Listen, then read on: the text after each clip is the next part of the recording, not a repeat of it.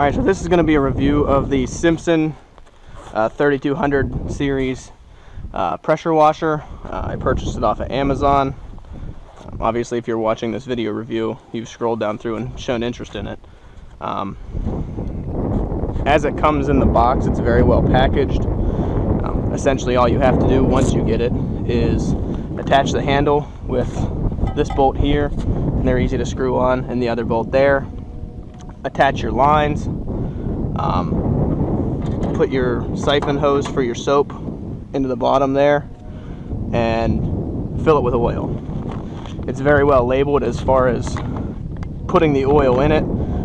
They ship it with little to no oil in it, and then they ship you this package of oil. I hope you can see that clearly. It comes in the box with it.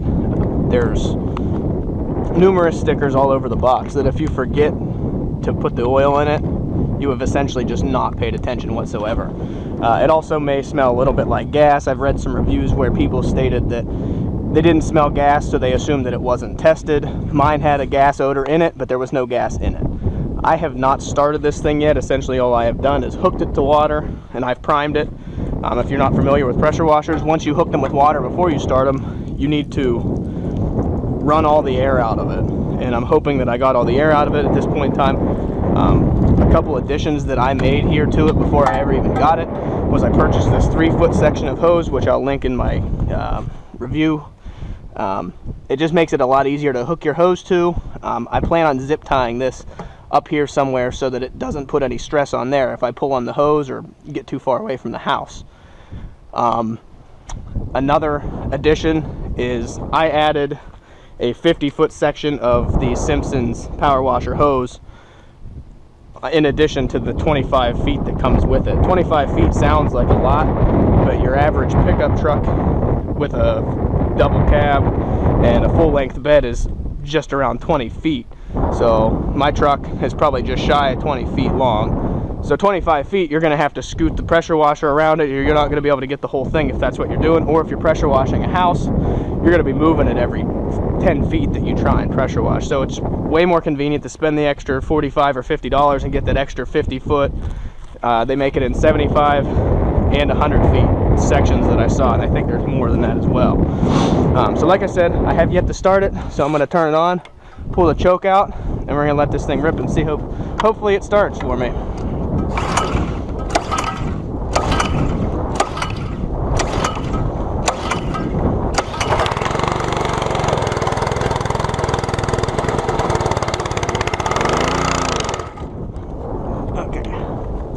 And it did say in the instructions to move the choke in and out a couple times once you get it running.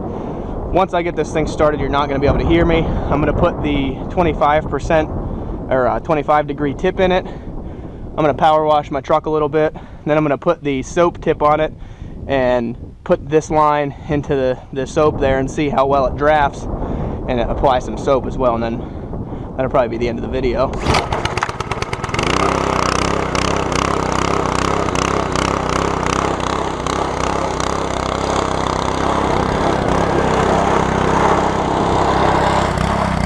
Get over here away from this thing a little bit, and hopefully you can hear me. Make sure these are seated down in there good. I've seen these go flying across the way and get lost, so point them at something.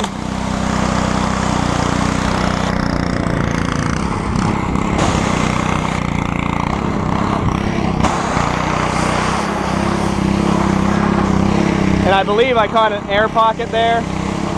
Because I didn't prime the system good enough. So bleed it off a little bit, and hopefully it recatches prime.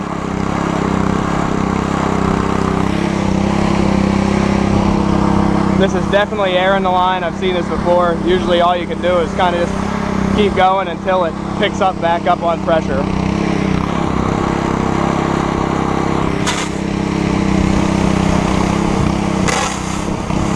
We're getting back to pressure now. Yeah, I had a lot of air in the line. You got to make sure you bleed that out really good.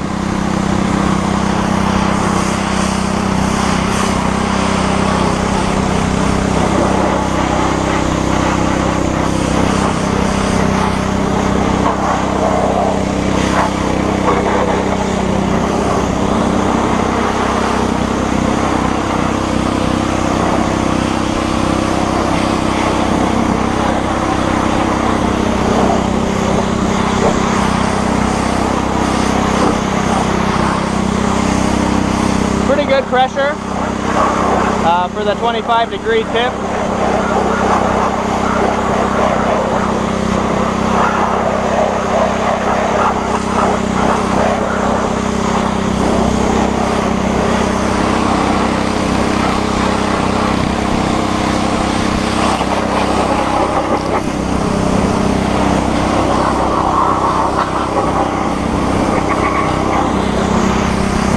Blow a little of this ice around.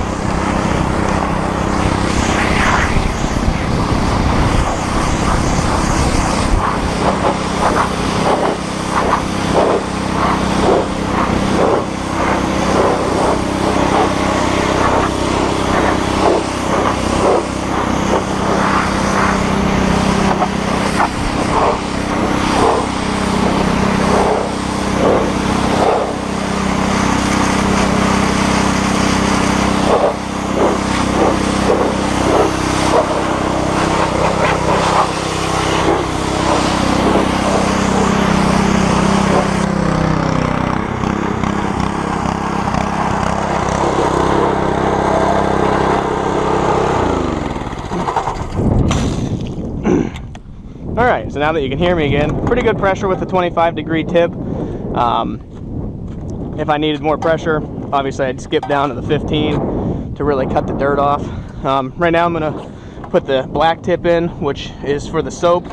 The way these work, there's not an on-off switch for the soap dispenser. Essentially what it is when the water's flowing through it fast enough, it creates a draft and then ultimately puts soap in the line. Now that I have 75 feet of line on here, it's probably going to take a little while for that soap to get to where it's going, and that's also saying that this stays down in there, and this is not a ample setup here, so we're going to do what we can with what we got. So another thing is, when you turn this off after pressure washing and restart it, you need to bleed that pressure off, otherwise you're not going to be able to start it. There's going to be so much tension on the engine, it's not going to start well for you. Actually, you're not gonna be able to start it at all. Something that I was talking about when I started pressure washing was make sure that tip's in there really secure, maybe point it into like something that if it does come out of there at a high rate of speed, it's not gonna hurt anybody, and also you're not gonna lose it, because it'll send it and you'll never find it again. So now that this tip's in, now that the soap's hooked up, we'll try and use the suds feature. Like I said, it's going to take a while for this to get it around here, so let's get her going. Alright,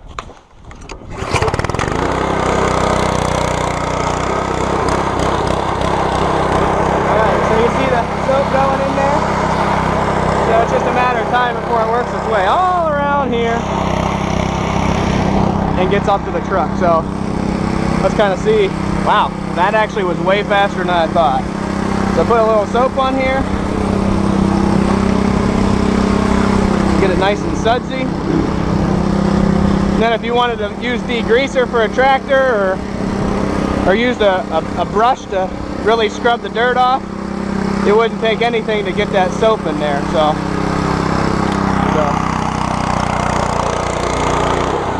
I'm going to shut this off again and end the review there.